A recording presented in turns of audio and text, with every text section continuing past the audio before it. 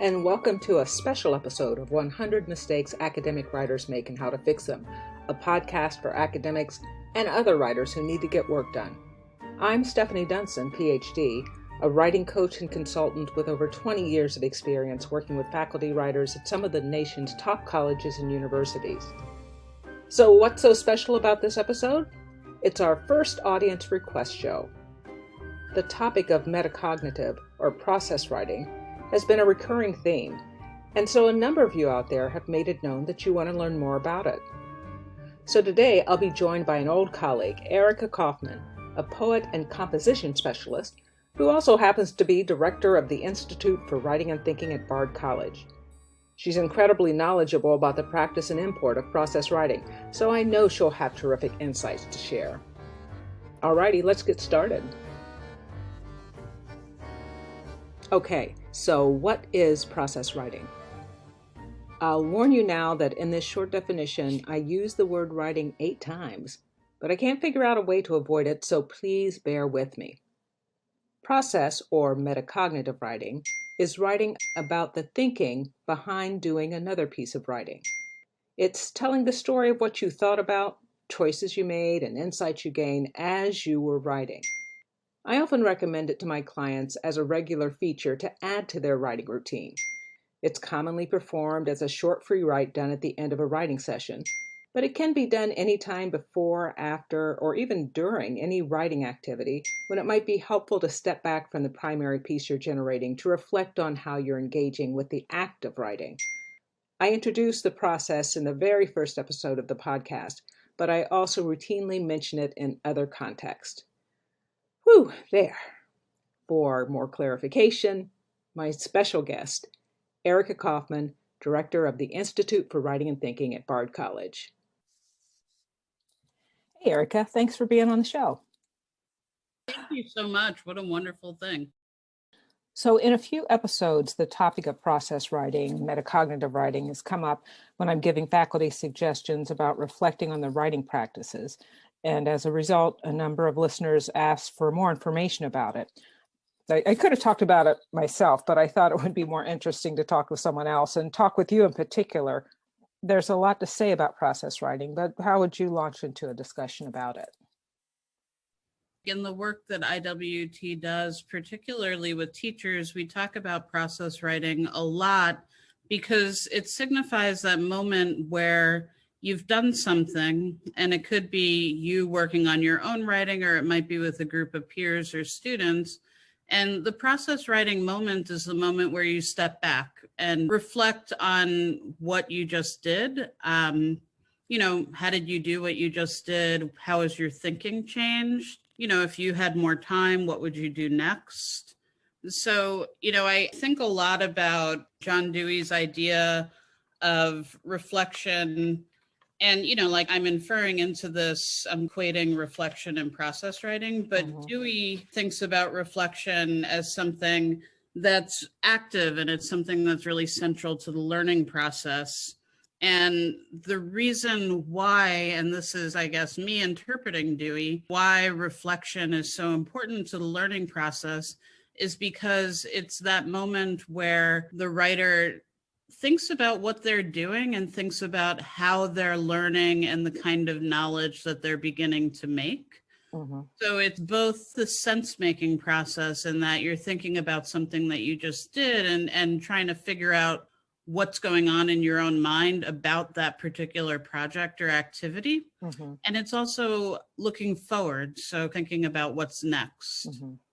When I was working on my dissertation, and I would have to meet with my advisor to review the work that I did, she often had me do some process writing at the beginning of our meetings. Let's say we met maybe once a month. We'd always begin the meeting with me doing some writing about what I've been up to. And what have I been thinking about since the last time we talked? How did I integrate any comments that I received? What that did to change my project? And the end result for me, much of what I ended up doing came out of that process writing and not necessarily out of my drafting process. I find that the practice of stepping back and thinking about your own thinking for me is really clarifying, and it's often a lot clearer to me what I'm trying to say by doing that than it is when I sit down to write something as a draft. I think the reason why process writing is coming up so often in work that I'm doing with faculty is that I'm encouraging them to reflect on what they need to learn about themselves as writers, the unstated associations they have and the choices they make in the act of writing. So it's common for people to feel stressed about writing and even feel kind of powerless about it. But there's an element of agency that comes from recognizing that you are making decisions, that you do have choices, and that there are things you have control over. That gives you much more traction in the writing process. Yeah, I totally agree. And I think that question of agency and the ability to, name the decisions that you're making as a writer and take responsibility for those decisions is something that's really generative, at least for me, because, we often forget that we're making these decisions until we take a step back and name them. Yeah, absolutely. And there's not one way that everyone writes. As writers, we each have our own unique relationship with writing, and our thinking is naturally idiosyncratic. So the first step in gaining broader insight on your writing practice is just coming to terms with that. When I'm working with faculty and give them the opportunity to use process writing, it so often leads to real breakthroughs for them. It's like all of a sudden they realize there's a whole conversation that's been going on in the back of their heads that they hadn't noticed before, or if they had noticed, they hadn't really connected it with anything constructive. And once they observe that, it's amazing how often they start to be able to formulate their own best way into writing and what they need to do to alter or reconsider what they're doing. It seems like such a modest habit, but it can be so powerful.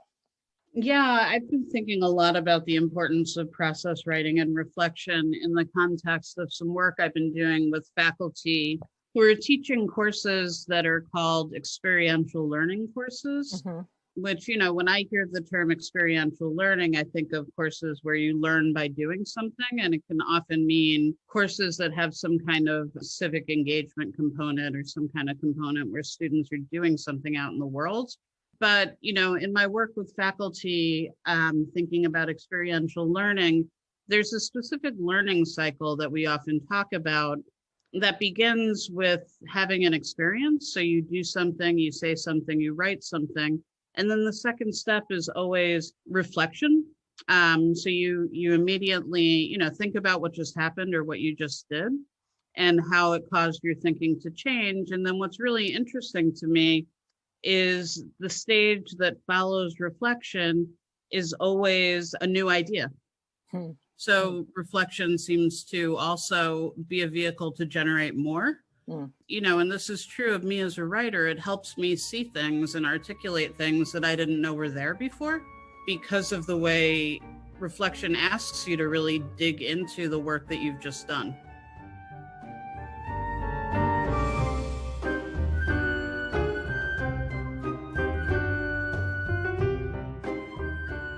Earlier, you mentioned John Dewey. For listeners who are interested in origins, how do you think writing process got its start? Was it a Peter Elbow thing? I think of reflective writing or reflection more generally as being a really central part of the learning or writing process. I tend to root that in Dewey because of how important reflection was to him. And I think that in the process pedagogy movement, picked up this idea of reflection and attached writing to it or built it into the way that we understand the writing process. Definitely Peter Elbow, also Sandra Pearl. And Kathleen Blake Yancey has a number of excellent books that deal specifically with writing and reflection. So I also find her work to be really, really helpful in that she situates reflection as part of how we understand the writing process as being recursive. So you're always moving in this cycle where you're drafting and you're reflecting and then you're revising and you're drafting more, you're reflecting more and you're revising more. So there's always that moment of having a few minutes to step out of a piece. Yeah, you mentioned some of the process writing that you did when you were in grad school. Can you think of a particular moment from back then, or maybe even a recent moment where you gained some insight through the work you were doing metacognitively around writing? Yeah, I've been working on an article about a fabulous Montreal based Canadian prose writer whose name is Gail Scott. And I've been working on this article for years and really struggling with it. And I realized that I'd been skipping that reflection moment. Hmm. And the problem with the piece was actually that I wasn't sure what it was about. Hmm. Beyond the fact that I love this writer's work and I wanted to think about it in an extended way and I wanted to think about it critically in a certain way. But, I had generated like 50, 60 pages of writing that seemed to be pointing nowhere that was clear to me. Hmm. And it was only through really asking myself to sit down and not look at any of my materials, not look at any of my books, and just write about what I thought I wanted to write about. Hmm. And then, the thing that was really useful was I realized that what I reflected on wasn't in the essay. My interest in this particular writer was really clear in the process writing, but it wasn't in the essay. Hmm. Hmm. And it just opened something up for me that was really, really important and kind of has helped me re-enter that project. I feel like that for me as a writer is the big use value of reflection, is that it helps remind me of what I'm trying to do without being in the mode of I'm generating a draft of an article or, like I need to get notes down on something I'm thinking about. It's a very different kind of writing and thinking for me. Yeah, yeah. That's great. That's great. One of the specific questions some folks have is what kind of questions to ask to start doing process writing. And I generally make suggestions like, what are you noticing? What's surprising you? How is your thinking about the material changing? Another one of my favorites is, what are things you considered writing but chose not to, and why? But what are some other questions you think are effective for helping people make that first metacognitive leap? I like prompts that ask for storytelling. And I find that for reflective writing, it's really helpful because if you're writing something that's more academic, storytelling is just a different mode of writing and it can open up something different. So I like, something like tell the story of how you came to your current draft, tell the story of the different choices that you made as a writer. I like what's at stake questions. Hmm. So, given where you are in your piece, what's at stake for you as a writer? And what do you imagine the reader is going to understand as being something really central or really important to the text? Hmm. Hmm. Yeah, and I think there are other ways to bring the metacognitive habit into writing practice. Like one way I commonly advise writers who are stuck in a place in their writing is to imagine the project they're working on as finished without worrying about how it's going to get there.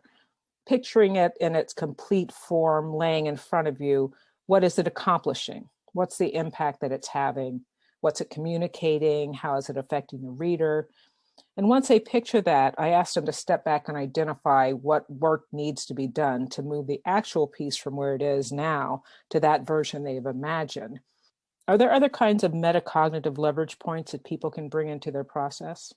Yeah, I remember when I was working on my dissertation, a big one for me was to do some reflective writing about the moments where I was having a hard time. Mm. And so, anytime I would hit a roadblock or I would be struggling, I would try and remind myself to just write into that moment. Like I might write a letter to a challenge Mm. and, like really try and figure out what is so challenging about whatever it is that I'm struggling to put down into words. If I can't do it in the context of the piece itself, I can usually figure out something to say in process writing. Yeah, yeah. Because the stakes are also different. Yeah, it's that Peter Elbow idea of the editor on the shoulder, right? Who's hovering in the back of your mind, dictating what you can and can't write? How and why might they be pushing you away from what you want to say? Who do you imagine you need to get permission from to do the thing you want to do? And why is that?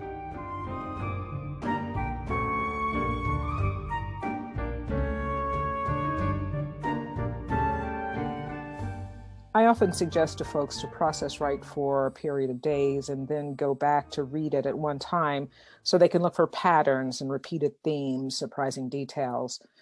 When do you think is an optimal time to read process writing, and what's the best way to make use of it? When you're working with your own process writing, how do you go about it? It depends on what I'm working on. If I'm working to get something done on a time schedule and I'm writing almost daily, then I'll often begin the next day's writing session by reading the process writing from the day before. Sometimes if I'm just kind of casually working on something, I tend to go to the process writing when I'm stuck. So, if I feel like I've hit a wall with the piece, then often reading the process writing helps me understand other pathways I haven't yet explored and gives me ideas to continue.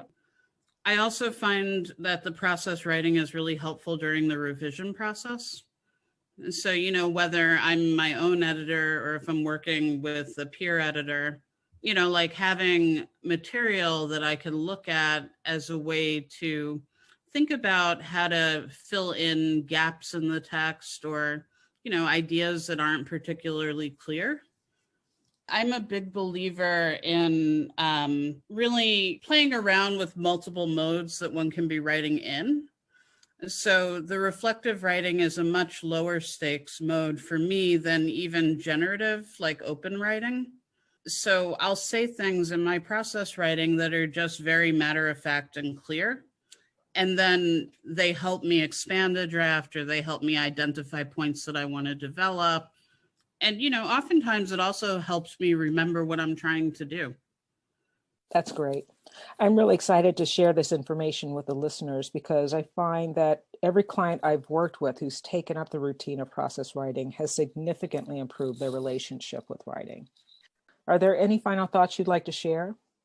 I know that for me, it's really helpful to continually remind myself to make sure I do this because it's so useful. And it's often the first thing that if I'm running low on time, I skip.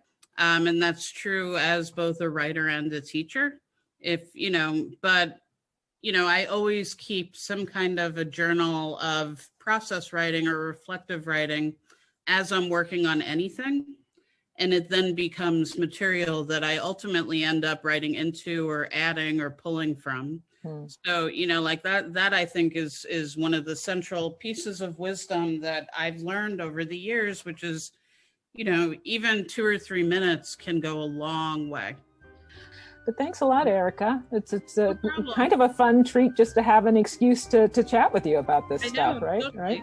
Yeah, my pleasure. I'm a big fan of the reflective writing. Well, that's today's episode. Again, I want to thank Erica Kaufman for sharing her thoughts about process writing. Her writing includes 2 wonderful poetry collections, Instant Classic and Post Classic, both published by Roof Books. You can learn more about her work on her webpage, ericajkaufman.com. I'm so pleased that this episode was motivated by audience request because I love getting listeners involved in the podcast. If there's a topic from any episode you'd like more discussion about, let me hear from you. You can also let me know if you have a story or a solution you'd like to share for an upcoming episode. What's our next mistake? Underestimating how much work you can get done. If you'd like to chime in, drop me an email. You can reach me through the contact link on my webpage, 100writingmistakes.org. If you found this episode helpful, give the show a positive rating on your podcast platform of choice. Even better, subscribe to automatically receive new episodes every 2 weeks as soon as they're posted. This will really help get the word out about the series. Also, share news about the podcast with colleagues and friends you think might benefit, because faculty are the most underserved writers on any college campus, and with your help, I want to change that.